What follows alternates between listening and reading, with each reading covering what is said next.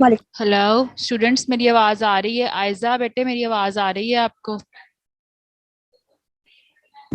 Ma'am बहुत लो है। मेरी आवाज आ रही है बेटे? मैम आ रही है लेकिन काफी कम है। लेकिन क्या?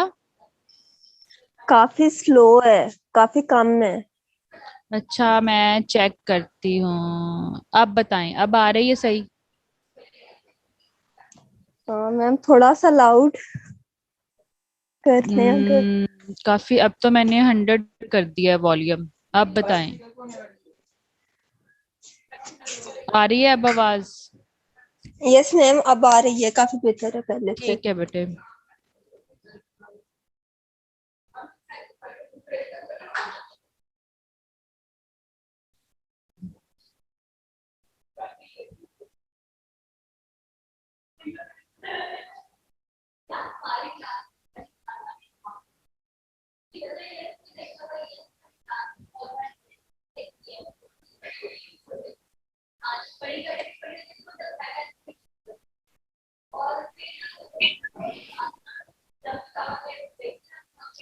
अच्छा बेटे, स्क्रीन शेयर हो गई है आप लोगों को?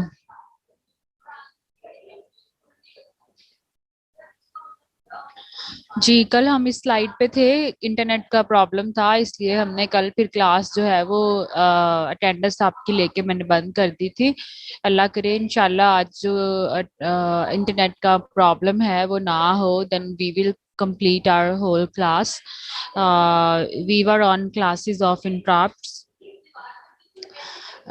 वी हैव 4 क्लासेस जिसमें हम कहते हैं प्रोग्राम इंटरप्ट्स होते हैं, टाइमर होते हैं, आयो होते हैं और हार्डवेयर फेलियर होते हैं. When we talk about program generated by some condition that occurs as a result of an instruction execution, such as arithmetic overflow, division by zero. Arithmetic overflow से मुराद ये कि हम किसी वेरिएबल को उसकी लिमिट से ज्यादा जब आप डेटा दे देते हैं या उसकी मिनिमम लिमिट से भी कम डेटा दें, और डिवीजन कोई फॉर्मूला गलत लगा दे, attempt to execute an illegal machine and user space, या फिर हम कोई यूजर एक्स्ट्रा मेमोरी या जो है वो रेफरेंस मेमोरी इस्तेमाल करना चाहें जो कि आपके कंप्यूटर का पार्ट ना हो, तो बाज दफा इस तरह ये वाले इंटरप्ट आ जाते हैं. अगर आपके सिस्टम में स्पेस कम है तो आप एक्सटर्नल स्पेस या एक्सटर्नल मेमोरी इस्तेमाल करना चाहें और आप उसमें डेटा जो है वो अपना स्टोर करें, उसको एक्सेस करवाना चाहें अपने सिस्टम से. Then there is the timer interrupt generated by a timer within the process. This allows the operating system to perform certain functions on a regular basis. हम ये बात कह सकते हैं कि हर एक प्रोसेस को there is a time cycle जो कि जिसके अकॉर्डिंगली आपका जो प्रोसेसर है वो काम करता है. हर इंस्ट्रक्शन को, हर प्रॉब्लम को, हर प्रोग्राम को एक स्पेसिफिक टाइम दिया गया होता है. उस टाइम के अंदर उस इंस्ट्रक्शन ने एग्जीक्यूट होना होता है. अगर उस टाइम से ज्यादा टाइम लेती है कोई भी इंस्ट्रक्शन तो वहां पर फिर इंटरप्ट मैम जनरेट होता है, जिसमें कि उसे रिसोर्स फ्री करने के लिए कहा जाता है. एक्सक्यूज रिसोर्स मी से मैम मुराद प्रोसेसर वगैरह. आईओ इंटरप्ट्स क्या है? Generated by an IO excuse controller me ma'am the to signal normal completion of an operation or to signal a variety of error conditions. Ma'am so sorry, do you have my sound? जी बेटे. Ma'am assalamu alaikum, I'm Muhammad Dawood. Ma'am, I'm foreigner. Actually, here in this class, we are 3 foreigners, and unfortunately, बेटे we आपको don't मैंने नहीं know. कहा कि आप बोले. Ma'am, please speak English.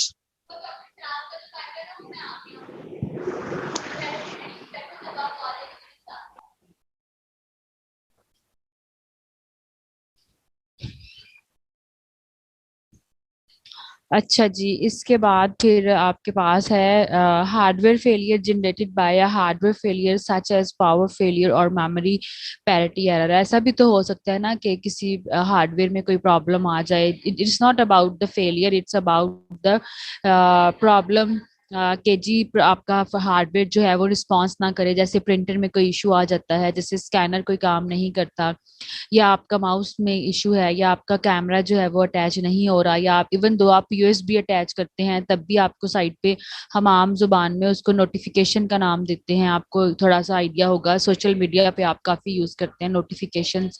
तो जब आप जैसे यूएसबी अटैच करते हैं, कोई मेमोरी कार्ड अटैच करते हैं, you also have to attach Bluetooth device, तो फिर हेडफोन्स और इस तरह की चीजें, तो वो आपको शो मैसेज शो होता है, the message is for the user but there is an interrupt behind the scene, जिससे कंप्यूटर को या जो नए हार्डवेयर हैं उनको ऑपरेटिंग सिस्टम फंक्शन में लेके आता है और वो काम करते हैं। अगर ऑपरेटिंग सिस्टम नए रिसोर्सेज को या नए हार्डवेयर को ना एक्सेप्ट करे तो फिर वो काम नहीं करते, तो बाज दफा आपको सिस्टम रीस्टार्ट करना पड़ता है, या फिर और लेकिन जो मॉडर्न या न्यू टेक्नोलॉजी में आपके हार्डवेयर आ रहे हैं वो सारे जो है वो फौरन से एग्जीक्यूट हो जाते हैं, और operating system plug and play भी बोलते हैं इसको, कि आप प्लग करते हैं फौरन से और वो एग्जीक्यूट करना शुरू कर देते हैं।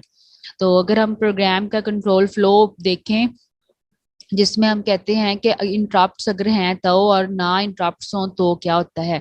लास्ट टाइम हमने पीछे देखा था फेच एंड एग्जीक्यूशन साइकिल, तो वो जो फेच, और फिर हमने कहा था व्हाट इफ अ होल और कंप्लीट फेच एग्जीक्यूट साइकिल का जो डायग्राम था वो, जिसमें ये बताता है कि how the processor will fetch the instruction and how it will move towards the execution.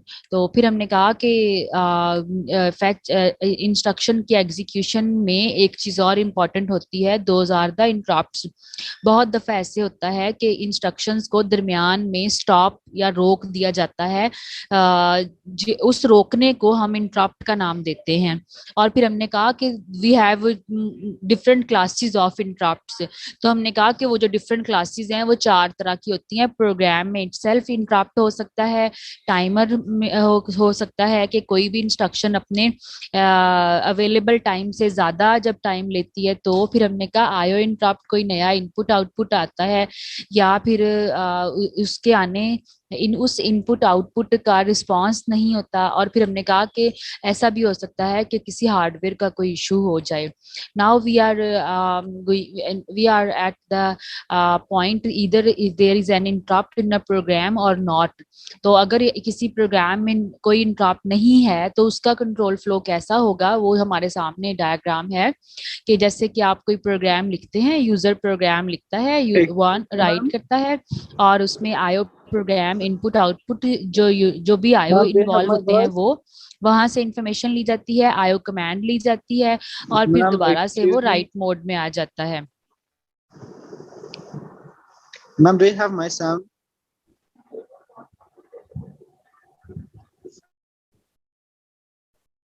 वो दोबारा से राइट मोड में आ जाता है, और आहिस्ता आहिस्ता वो एग्जीक्यूट हो जाता है। Look, there is no interrupt in the code और इन द प्रोग्राम। इंटरप्ट क्यों नहीं है, ये इतना फ्लो क्यों है, क्योंकि देयर इज नो इंटरप्ट। आप यूजर को प्रोग्राम लिखता है, उसके ऊपर आईओ फंक्शंस इम्प्लीमेंट होते हैं, और वो दोबारा से एग्जीक्यूशन फेच और एग्जीक्यूट होके जो है वो प्रोग्राम एग्जीक्यूट हो जाता है। But what if we have any interrupt in the program, जब हमारे पास कोई इंटरप्ट है तो फिर वो इंटरप्ट हैंडलर यहाँ पर ये देखें बना हुआ है। जैसे ही कोई इंटरप्ट आता है तो जो एग्जीक्यूशन है वो स्टॉप हो जाती है। Look, there is a cross sign, जिसका मतलब है नो एग्जीक्यूशन। जब एग्जीक्यूशन नहीं हो रही तो ऑब्वियसली कोई ना कोई इंटरप्ट जो है वो एग्जीक्यूट हो रहा है। इंटरप्ट जैसे ही आता है तो इंटरप्ट की फिर 2 टाइप से उसे कंट्रोल किया जाता है। वन इज इंटरप्ट हैंडलर और the interrupt disable. Interrupt handler जो है वो उस इंटरप्ट को हैंडल करता है, जो भी नया प्रोसेस या जो भी नई इंफॉर्मेशन या नोटिफिकेशन आती है उसको एग्जीक्यूट किया जाता है, और उसके बाद वहीं से दोबारा से प्रोग्राम की एग्जीक्यूशन स्टार्ट होती है, जहां से वो स्टॉप हुई थी। आईओ कमांड्स एग्जीक्यूट होती हैं, प्रोग्राम दोबारा राइट मोड में जाता है और यहाँ पे वो स्टॉप हो जाता है। क्यों? Because there is now an interrupt. Interrupt execute होता है और फिर प्रोग्राम की एग्जीक्यूशन दोबारा से स्टार्ट होती है। दोबारा से अगर कोई आईओ कमांड्स उसको चाहिए वो एग्जीक्यूट करवाई जाती हैं और फिर वो एग्जीक्यूट होता है। There is any interrupt, now there is also an interrupt. तो जो प्रोग्राम की एग्जीक्यूशन है वो स्टॉप हो जाती है और जो इंटरप्ट हैंडलर जो है वो एग्जीक्यूट होता है। उसके बाद प्रोग्राम जैसे ही वो इंटरप्ट हैंडलर एग्जीक्यूट होता है वो दोबारा से एग्जीक्यूशन मोड में आ जाता है। This is the short IO wait, जिसमें इनपुट आउटपुट यूनिट को थोड़ा शॉर्ट वेट करना पड़ता है और उसके बाद वो दोबारा से काम करता है।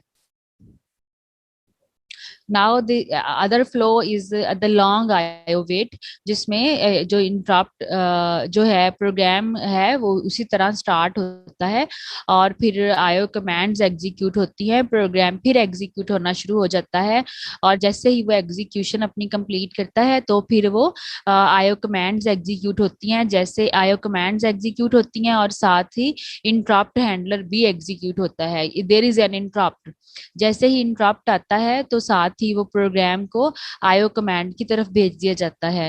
वो फिर एग्जीक्यूशन मोड में आता है, इंटरप्ट हैंडलर एग्जीक्यूट होता है और कोड जो है वो दोबारा से, अब देखिए यहाँ पर क्या हुआ, आईओ कमांड्स जो हैं वो वेट कर रही हैं टू बी एग्जीक्यूटेड, लेकिन उसी जिस टाइम पे आईओ कमांड्स वेट कर रही हैं उसी टाइम पे इंटरप्ट जो है वो जनरेट हुआ है। तो जब उसी टाइम पे इंटरप्ट जनरेट हुआ है तो इंटरप्ट एग्जीक्यूट होएगा, प्रोसेसर जो है वो वेट करेगा और आईओ कमांड्स भी वेट करेंगी। अगर आप ये वाली डायग्राम में देखें तो इसमें देखें आईओ यहाँ पर कोड के एग्जीक्यूशन के दौरान इंटरप्ट जनरेट हुआ और फिर इंटरप्ट हैंडलर एग्जीक्यूट हुआ और उसके बाद दोबारा से कोड एग्जीक्यूट होना शुरू हो गया। जैसे ही कोड एग्जीक्यूट होना शुरू हुआ और इसका जो 2 वाला प्रोसेस है वो कंप्लीट हुआ, सेकंड पोर्शन, तो फिर आईओ कमांड के पास गया तो आईओ कमांड को वेट नहीं ज्यादा करना पड़ा क्योंकि इंटरप्ट नहीं एग्जीक्यूट हो रहा। नॉर्मल जो आईओ कमांड का था टाइम उसे वही दिया गया। लेकिन अगर आप इस डायग्राम में देखें तो यहाँ पर अगर आप इस डायग्राम में देखें तो यहाँ पर क्या है, देर इज द प्रॉब्लम के code is executing as normal but when the turn is for IO command at the same time interrupt handler is being executed. तो इसलिए आईओ को ज्यादा, आईओ कमांड्स जो हैं, आईओ प्रोग्राम्स जो हैं, they will be have more wait as compare to short IO wait के बजाय। तो उस वक्त फिर वो वेट करता है और फिर दोबारा से आईओ कमांड्स परफॉर्म होके आती हैं और प्रोग्राम दोबारा से राइट होना शुरू होता है और जैसे ही उसकी राइटिंग कंप्लीट होती है इंटरप्ट हैंडलर फिर जनरेट होता है और वो फिर अब यहीं पे, यहाँ पे जब ये कंप्लीट होता है उसके बाद साथ ही इंटरप्ट हैंडलर जनरेट हुआ है और साथ ही आईओ कमांड्स का भी टाइम था। जैसे ही आईओ कमांड्स का टाइम था तो वो आईओ, क्योंकि इंटरप्ट जनरेट हो चुका है तो आईओ कमांड्स को वेट करना पड़ेगा और पहले इंटरप्ट डिसेबल करेगा, वो उसे एग्जीक्यूट करेगा और फिर उसके बाद आईओ कमांड को जो है वो टाइम दिया जाएगा। तो this is the long IO wait. So now the interrupt stages, कितनी क्या स्टेजेस हो सकती हैं। प्रोसेसर चेक्स फॉर इंटरप्ट, जैसे ही कोई इंटरप्ट जनरेट होता है प्रोसेसर उसे चेक करता है कि what type of interrupt it is and what is the stage और what should now processor do, what will be happen now if the interrupt suspend execution of program. अगर तो उसका प्रोग्राम की execution रुक जाए तब क्या होगा, एग्जीक्यूट इंटरप्ट हैंडलर रूटीन, या फिर जो इंटरप्ट जो है वो एग्जीक्यूट हो जाएगा। जब जैसे वो एग्जीक्यूट होएगा इट मींस के वो उसकी एग्जीक्यूशन के बाद अब जो प्रोग्राम की जो प्रोग्रामिंग प्रोसेस है वो प्रोसेसिंग है वो रुकेगी नहीं और वो एग्जीक्यूशन जो है वो उसकी होती रहेगी। Transfer of control via interrupt, किस तरह जो है इसका ट्रांसफर आप देते हैं। ये सेम पीछे वाली इन्हीं डायग्राम्स को ट्रांसफर डायग्राम्स में कन्वर्ट किया गया है कि जब इंटरप्ट जनरेट होता है तो प्रोसेसर का जो कंट्रोल है इंटरप्ट के पास जाता है पहले, और जैसे ही इंटरप्ट एग्जीक्यूट होता है तो उसके बाद प्रोसेसर का जो कंट्रोल है वो वापस एग्जीक्यूशन के पास आता है। तो जो रिसोर्सेज का कंट्रोल ट्रांसफर है वो कैसे होता है, यूज, जैसे कि यूजर प्रोग्राम है, प्रोग्राम राइट हो रहा है and there is an interrupt occurs here, जहां पर इंटरप्ट आता है तो इंटरप्ट हैंडलर जो है वो एग्जीक्यूट होता है। Interrupt handler is a type of program जो कि उस इंटरप्ट को एग्जीक्यूट करता है और उसे कंट्रोल करता है कि व्हाट शुड डू नाउ। तो इंटरप्ट हैंडलर इंटरप्ट को हैंडल करता है और जैसे एग्जीक्यूट होता है उसके बाद दोबारा से जो कंट्रोल है रिसोर्सिस का वो वापस प्रोग्राम को दिया जाता है। And from now here program will start its execution again. Instruction cycle with interrupt, last हमने टाइम इंस्ट्रक्शन साइकिल देखा था, it was without interrupt. Now we very well know about the interrupts, तो इसलिए अब हम ये देख रहे हैं कि what is the instruction cycle with interrupts. If there are interrupts in the program, what type and what should be the instruction cycle. So यहाँ तक हम पहले देख चुके थे कि fetch next instruction, execute instruction, और फिर अगेन एंड अगेन यही काम होता है और इंस्ट्रक्शन जो है वो हॉल्ट हो जाती है, कंप्लीट कर लेती है अपनी जो और रिसोर्सेज जो हैं वो उनको फ्री कर देती है। और जैसे ही कोई करंट इंस्ट्रक्शन रिसोर्सेज को फ्री करती है, जो नेक्स्ट इंस्ट्रक्शन होती है फेच की हुई वो उन रिसोर्सेज को ऑक्युपाई कर लेती है। लेकिन जैसे ही यहाँ पर इंटरप्ट जो है वो अगर इंटरप्ट डिसेबल हो जाएगा तो फिर वो जो प्रोसेसिंग है वो उसकी चलती रहेगी। But if the interrupt enabled का मतलब है इंटरप्ट को एक्सेप्ट कर लिया गया है। अब इन जो प्रोग्राम की प्रोसेसिंग है वो रोक दी जाएगी। जब वो रोक दी जाएगी और इंटरप्ट को प्रायोरिटी दी जाएगी और पहले उस इंटरप्ट को एग्जीक्यूट किया जाएगा, देखा जाएगा उसकी नेचर के अकॉर्डिंगली कि क्या करना है अब, और फिर इंटरप्ट हैंडलर ये काम करेगा, इंटरप्ट को एनेबल करेगा, उसे एग्जीक्यूट करेगा और उसको खत्म करके दोबारा से रिसोर्सेज जो है वो वापस इंस्ट्रक्शंस को देगा। Check for interrupt, initiate interrupt handler. ठीक है, इंटरप्ट हैंडलर जो है वो यहाँ पर अपना काम करेगा। और फिर इंटरप्ट स्टेज कौन सी है, जैसे कि वो प्रोग्राम इंटरप्ट है, आईओ इंटरप्ट है, टाइमर इंटरप्ट है, हार्डवेयर फेलियर है, वो क्या स्टेज है चेक हो के वो, और फिर दोबारा से एग्जीक्यूट स्टेज और फेच स्टेज की तरफ मूव करेगा।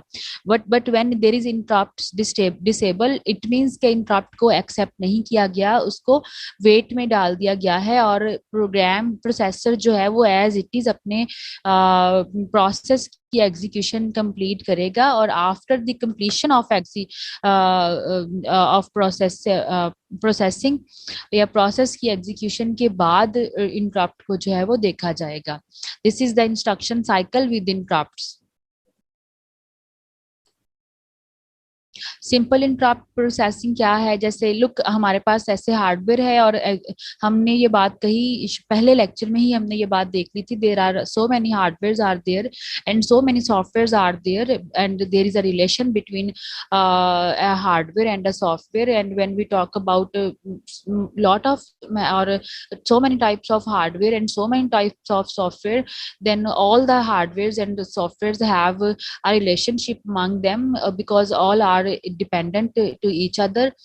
कभी भी ऐसा नहीं होगा कि हम कहें कि किसी एक हार्डवेयर के फेलियर से या उसके रिस्पांस ना करने से आपका जो है वो, when we talk about the mandatory hardwares और ऑल द इंटरनल हार्डवेयर जो सीपीयू के अंदर हैं, बसेस हैं, रजिस्टर्स हैं, मेमोरीज हैं, तो उनमें से कोई एक भी आपको रिस्पॉन्स नहीं करेगा तो आपका काम जो है वो नहीं होएगा। इसी तरह ऑल द हेल्पिंग सॉफ्टवेयर जो कि आपको किसी भी, when we talk about the system software और द प्लेटफॉर्म सॉफ्टवेयर, तो वो हमारे पास ऑपरेटिंग सिस्टम होता है, तो ऑपरेटिंग सिस्टम अगर रिस्पॉन्स ना करे तो फिर भी काम नहीं होएगा। और यहाँ पर फिर हमारे पास ये एक प्रोसेसिंग है कि इंटरप्ट्स जो हैं वो किस तरह रिस्पॉन्स करते हैं software to hardware, hardware to software. हमारे पास सबसे जिस चीज के साथ हमारा डायरेक्ट कम्युनिकेशन होता है, that is actually the software. हम सॉफ्टवेयर की हेल्प से ही कंप्यूटर के साथ कम्युनिकेशन करते हैं। एंड द वेरी जो जिसके साथ हमारा बहुत बाद में और सबसे आखिर में जाके कम्युनिकेशन होता है, this is the hardware. When we talk about the device controller और other system hardware issues and interrupt, processor finishes execution of current instruction, processor signals acknowledgement of interrupt। acknowledgement of interrupt means जब हम उसको accept करते हैं और हम उसे signal देते हैं कि इंटरप्ट को एक्नॉलेज कर लिया गया है, अब उसे इंटरप्ट हैंडलर जो है वो एग्जीक्यूट करेगा। Processor pushes PSW and PC onto the control stack। तो वो जो प्रोसेसिंग है, प्रोसेसर जो है वो उसको पुश करता है और फिर कंट्रोल स्टैक में उसे सेंड करता है। Processor loads new PC value based on interrupt. अब जो इंटरप्ट को एक्सेप्ट किया गया था उसके अगर वो प्रोग्राम इंटरप्ट है, here is we are talking about the program, क्योंकि अगर प्रोग्राम इंटरप्ट है इसका मतलब है उस इंटरप्ट या उस मैसेज का मतलब ही ये है कि it needs to update the program, it needs to add any value in the program, it needs to add any new input or the instruction in the program। तो इसलिए उसमें उस नए इंटरप्ट के अकॉर्डिंगली जो है वो चेंज किया जाता है। फिर इसके बाद the turn is now software.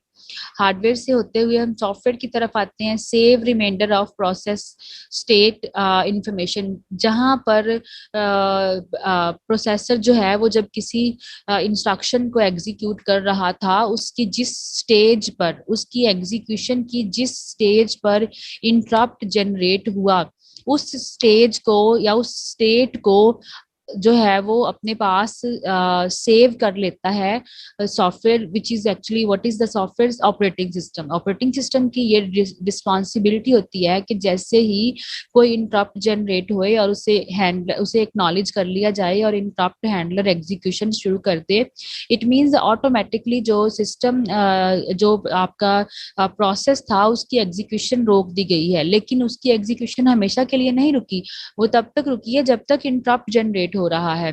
जैसे ही इंटरप्ट हैंडलर स्टॉप होएगा, इंटरप्ट जो है वो अपनी एग्जीक्यूशन फिनिश करेगा, साथ ही रिसोर्सेज वापस दोबारा प्रोसेस को दे दिए जाएंगे। तो उसको उस करंट स्टेट पे सेव करना है ताकि उसी जगह से उसकी एग्जीक्यूशन दोबारा से स्टार्ट कर दी जाए। प्रोसेस इंटरप्ट फिर और उसके बाद रेस्टोर प्रोसेस स्टेट इंफॉर्मेशन। तो यहाँ पर उसकी स्टेट को सेव किया और इंटरप्ट को एग्जीक्यूट किया और फिर वहीं से रेस्टोर किया प्रोसेस स्टेट इंफॉर्मेशन। तो जहां से उसे स्टॉप किया था उसको रेस्टोर करके उसको दोबारा से एग्जीक्यूशन स्टार्ट की गई। Restore old PSW and PC। तो जो पुराना प्रोसेस जिस कंडीशन पे था प्रोसेसर, उसको वहीं से स्टार्ट किया गया। This is simple interrupt processing. कि जब किसी प्रोग्राम के, ऑब्वियसली ऐसा तो नहीं होता कि सिस्टम या प्रोसेसर जो है वो फ्री है और इंटरप्ट जनरेट हुए हैं। हर वक्त आपका प्रोसेसर, आपका सिस्टम कोई ना कोई काम कर रहा है, एग्जीक्यूशन हो रही है, रिसोर्सेज जो है वो यूटिलाइज हो रहे हैं। तो उन यूटिलाइजेशन के दरमियान में ही कहीं इंटरप्ट जनरेट होते हैं। तो जैसे ही इंटरप्ट जनरेट होते हैं उसकी दो जो हैं वो कंडीशंस बनती हैं। One is interrupt will be disabled and other is interrupt will be जो है वो एक्नॉलेज्ड या एक्सेप्टेड। जैसे ही वो एक्नॉलेज हो जाता है, इट मीन्स के अब उसकी प्रोसेसिंग होएगी और उसको टाइम दिया जाएगा, रिसोर्सेज उसको दिए जाएंगे। सिंपल इंटरप्ट प्रोसेसिंग में सीक्वेंशियल इंटरप्ट प्रोसेसिंग आपके पास कुछ इस तरह से है। जब हमने सिंपल इंटरप्ट प्रोसेसिंग देखी जिसमें हमने कहा कि एग्जीक्यूशन आराम से आ रही है और बीच में कहीं पर इंटरप्ट भी आया है। When we talk about sequential interrupt processing, it means के we could have more than one interrupt. हमारे पास ऐसा हो सकता है कि दो इंडिविजुअल इंटरप्ट हों और वो किसी भी एक प्रोग्राम के बीच में दो interrupt, more than one interrupt chances are there that we could have more than one interrupt. User program execute हो रहा है और बीच में कोई इंटरप्ट जनरेट हुआ है which is actually x, क्योंकि now we are looking the example of more than one interrupts like interrupt x and interrupt y, तो वो sequential है. It means अब उनको बारी बारी एग्जीक्यूट किया जाएगा. The interrupt which acknowledge first, it will be executed first, after then the second interrupt or the any other coming interrupt. जैसे कि इंटरप्ट वाई है, पहले इंटरप्ट जो है वो एक्स एग्जीक्यूशन वो एक्नॉलेज हुआ और वो एग्जीक्यूट हुआ. उसकी एग्जीक्यूशन के बाद दोबारा से प्रोग्राम स्टार्ट होना ही लगा था, उसकी प्रोसेसिंग स्टार्ट होने ही लगी थी, तो साथ ही इंटरप्ट वाई या न्यू इंटरप्ट हैंडलर जो है वो एग्जीक्यूट हो गया. जैसे ही वो एग्जीक्यूट हुआ तो फिर दोबारा से प्रोग्राम का प्रोसेसिंग स्टॉप करके इंटरप्ट जो वाई है उसको एग्जीक्यूट किया गया और फिर दोबारा से रिसोर्सेज जो है वो यूजर प्रोग्राम को दिए गए. There could be more than even more than two, जैसे कि एक्स वाई जी कोई और इंटरप्ट हो सकते हैं, और ऐसा नहीं है कि वो एक ही स्टेज पे आएंगे. They could be at different stages of the program, जैसे कि कोई बहुत शुरू में आ जाए, कोई दरमियान में, या कोई एंड पे, या हो सकता है कि आखिर पे ही इंटरप्ट्स आए, या हो सकता है कहीं शुरू पे ही आए. डिपेंड करता है according to the need and the stage और the type of the interrupt, वो किस तरह का इंटरप्ट है और उसकी टाइप क्या है और वो कहाँ पर एग्जीक्यूट होएगा. Now the term is nested interrupt processing. When we talk about nested interrupt processing, it means एक interrupt के अंदर दूसरा interrupt execute होता है. जैसे ही कोई प्रोग्राम एग्जीक्यूट हो रहा है और देयर इज एन इंटरप्ट, उस इंटरप्ट को एग्जीक्यूशन के दौरान एक नया इंटरप्ट आ जाए, तो फिर उस करंट इंटरप्ट की, जैसे कि इंटरप्ट एक्स है, उसकी एग्जीक्यूशन को स्टॉप करके इंटरप्ट वाई को एग्जीक्यूट किया जाएगा पहले, फिर इंटरप्ट एक्स, और फिर दोबारा से वो यूजर प्रोग्राम की तरफ आएगा. This is about the nested interrupt processing. Now the topic is multi programming. हमने पीछे देखा कि किस तरह प्रोग्राम की प्रोसेस एग्जीक्यूशन होती है, उसमें रिसोर्सेज यूटिलाइज होते हैं. फिर हमने कहा देयर कुड बी इंटरप्ट्स, और फिर इंटरप्ट्स की टाइप्स और स्टेजेस देखी और उनका प्रोसेसिंग देखी. Now the turn is multi programming. Multi programming में भी हम यही देखते हैं, अभी भी हम वही देख रहे हैं कि सिस्टम के जो रिसोर्सेज हैं उनको आप किस तरह यूटिलाइज करते हैं. Processor has more than one program to execute. आप लोग अपनी अटेंडेंस मार्क करें. The sequence in which programs are executed depend on their relative priority and whether they are waiting for I/O. After an interrupt handler completes, control may not return to the program that was executing at the time of the interrupt. तो ऐसा भी तो हो ही सकता है ना कि एक वक्त एक ही आपके पास प्रोसेसर है, तो लेकिन उसमें मोर देन वन प्रोग्राम जो है वो एग्जीक्यूट हो रहे हैं. वो कैसे एग्जीक्यूट हो रहे हैं, उसमें फिर टाइम डिवीजन होती है कि एक प्रोसेसर जो है वो 2 या 3 प्रोग्राम्स को या प्रोसेसेस को एग्जीक्यूट कर रहा है वन बाय वन. पहले एक प्रोसेस को 2 मिनट देता है, फिर दूसरे को 2 मिनट देता है, फिर तीसरे को देता है, फिर दोबारा से पहले को देता है. और जैसे ही वो किसी प्रोसेस ए को टाइम दे रहा है तो B and C are waiting for their turn. When processor moves to the B, then A and C will be in waiting condition. When processor moves to the C, then A and B are in waiting queue. तो इसमें queue बनता है जो कि waiting queue है, ready queue है, और execution या जो प्रोसेसिंग क्यू है जिसे बोलते हैं. तो मल्टी प्रोग्रामिंग इस तरह होती है. द सीक्वेंस, अब फिर इसमें ऑब्वियसली इसमें सीक्वेंस होता है क्योंकि हर किसी ने अपनी बारी पे जाना है, क्यू बनना है. Sequence in which programs are executed. तो अब इसमें फिर ये देखते हैं कि उनकी प्रायोरिटी है कोई, या कोई उनका आईओ वेटिंग है. ऑब्वियसली जब जैसे ही वो क्यू बनता है तो फिर क्यू में फिर बहुत सारी चीजें आ जाती हैं. फर्स्ट कम फर्स्ट सर्व होता है, लास्ट कम फर्स्ट सर्व होता है, या प्रायोरिटी क्यू होती है.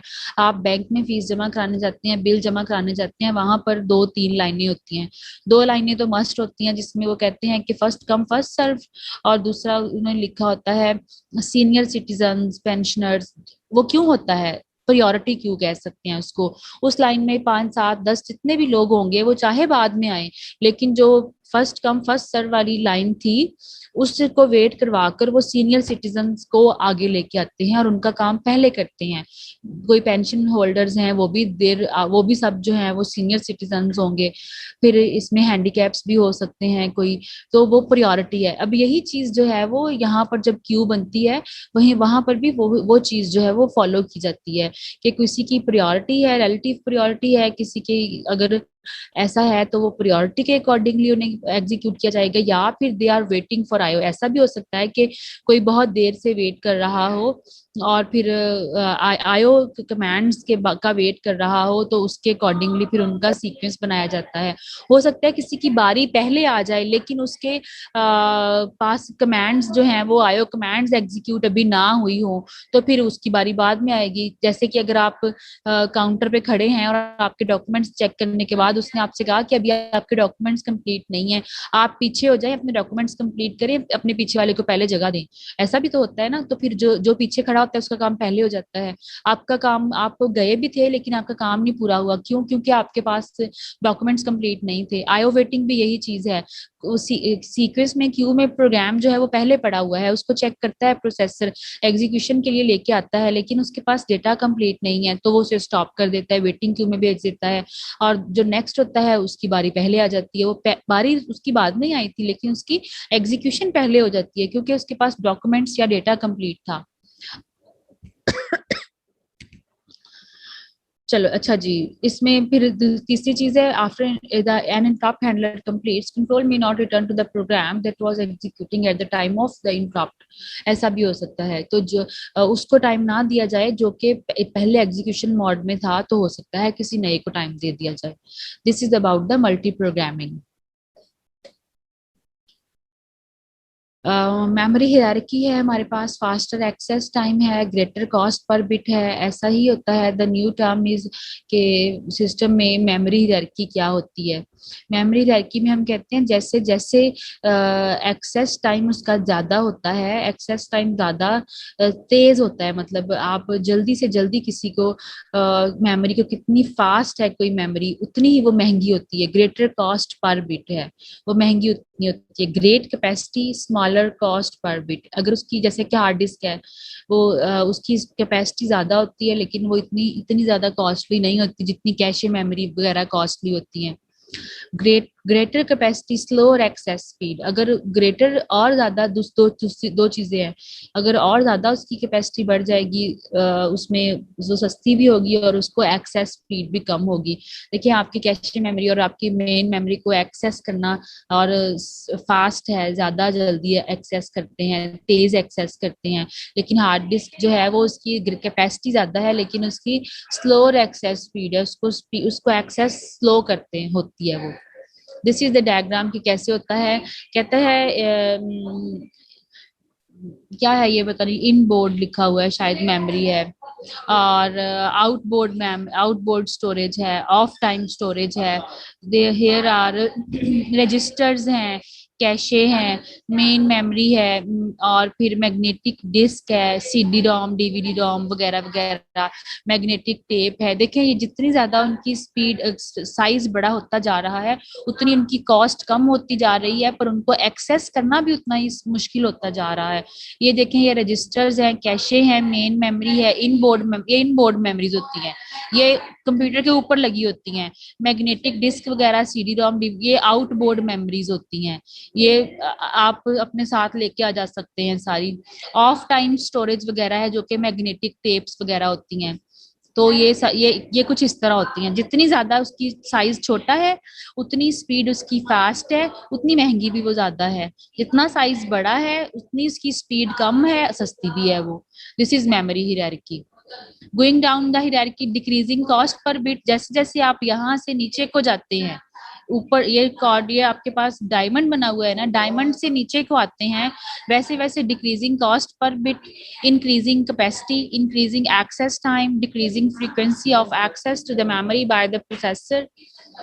और फिर सेकेंडरी मेमोरी है, एक्सिलरी मेमोरी भी इसे बोलते हैं। सेकेंडरी मेमोरी को एक्सटर्नल मेमोरी भी बोलते हैं, नॉन वोलेटाइल होती है, use to store program and data files. फिर cache memory, what is cache memory? Processor speed faster than memory access speed, exploit the principle of locality with a small fast memory। ये small fast memory होती है। This is the cache में and main memory. जैसे कि bite और word transfer, ये CPU है, ये मेन मेमोरी है, दिस इज द कैशे। वैसे सीपीयू और मेन मेमोरी जब कैशे नहीं थी तो CPU and main memory have had the direct relationship. Main memory is a little bit slow than cache memory. Cache memory is the faster memory than main memory. अब और चीजें भी आ गई हैं जिनको रजिस्टर्स बोलते हैं, वो कैशे से भी फास्ट होते हैं। तो ब्लॉक ट्रांसफर ये होता है, और ये बाइट और वर्ड ट्रांसफर होता है इनके बीच में ब्लॉक ट्रांसफर होता है। तो जो डेटा यहाँ पर पड़ा होता है उसकी एक कॉपी यहाँ पर भी पड़ी हुई होती है, और जैसे ही वो कॉपी की जरूरत पड़ती है सीपीयू को तो उसे इसमें देखने की जरूरत ही नहीं पड़ती, क्योंकि उसे कैशे से मिल जाती है। उसके बाद cache principles and contains copy of a portion of main memory. जो मैंने कहा कि वो एक कॉपी उसके पास होती है जो कि मेन मेमोरी डेटा होता है। प्रोसेसर फर्स्ट चेक्स कैशे, अगर उसे कैशे में डेटा मिल जाए it could not go to the main memory. If desired data item not found, relevant block of memory read into the cache। अगर उसे कोई डेटा मेन जो चाहिए था वो कैशे में से नहीं मिलेगा तो जो चाहिए उसे वो फिर मेन मेमोरी का डेटा कैशे में सेव हो जाएगा, और वो उसे इन फ्यूचर वो उसे काम कर लेगा। Because of locality of reference it is likely that future memory references are in that block. तो फिर नेक्स्ट फ्यूचर के लिए वो डेटा यहाँ पर सेव हो जाएगा। I think we have done with 26 slides now. I have less than 1 minute. हम अब अपनी next class में ये 4-5 slides जो हैं वो ये cover कर लेंगे, और फिर तब तक के लिए अल्लाह हाफिज। ओके ओके बेटे, ओके।